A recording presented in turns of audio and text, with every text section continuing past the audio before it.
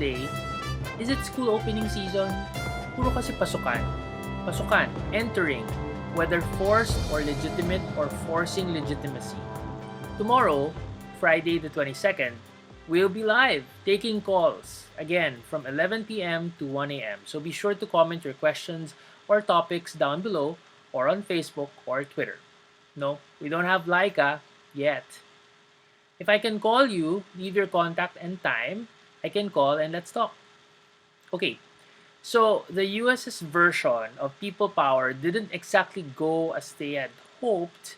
They, being the Trump loyalists, these insurrectionists prodded on by Trump and a few of his Senate and congressional lackeys, stormed the Capitol, destroying and stealing property and hunting for people who did not go along with their Trump narrative, even wanting to hang Trump's own VP, Mike Pence.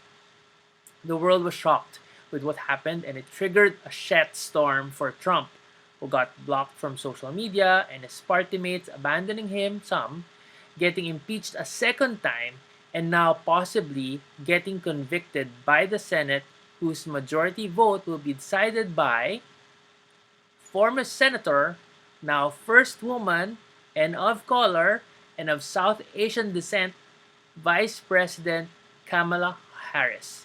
She, along with new and oldest President Biden, usher in a brand new day for the United States. Former President Trump leaves with Melania in tow and skipping the ceremonies.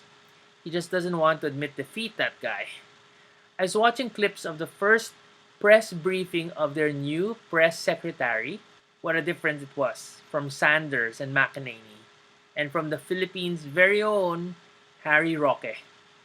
But before I segue into Mr. Roque, I'd like to congratulate both President Biden and Vice President Harris. Talk to you soon. Mr. Harry Roque. This is totally my opinion, no? But one can really tell if someone, a press secretary, for example, is working to defend their bosses or the government. I believe, like what Jen Psaki said, she's the new White House press secretary. She works for the president, but the president works for the people, so she works for the people. Her focus is to delivering the truth and being transparent so the people know what's going on.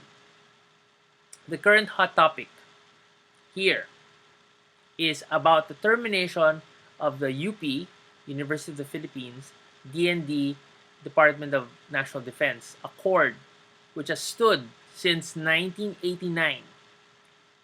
Senator Bato, former PNP chief, very eloquently inquired about what makes UP special to have such a accord. Konting Google lang will tell you why there is such an accord. I very respectfully inquire who voted for you as senator. So whoever you guys are, if you know who you are, I appreciate seeing the lavish designs on Senator Bato's barong.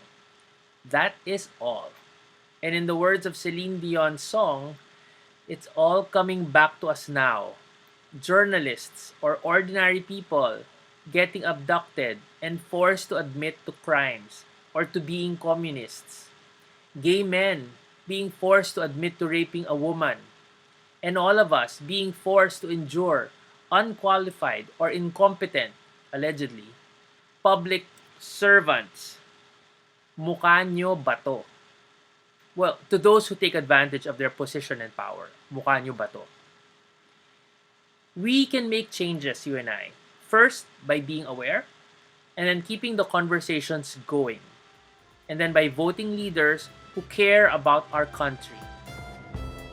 And we'll be keeping conversations going here on THREES and Pake News Now. Tomorrow, we'll talk some more and dive in taking calls. Friday, January 22, 11 p.m. Can we all just do what good we can? Hey friends, frenemies, titas, lovers, and pakialamerons. Thanks for watching Pake News Now. We have a lot of other videos for you to enjoy, so if you could kindly subscribe, that will help us out a lot. Please take care, and let's all do what good we can.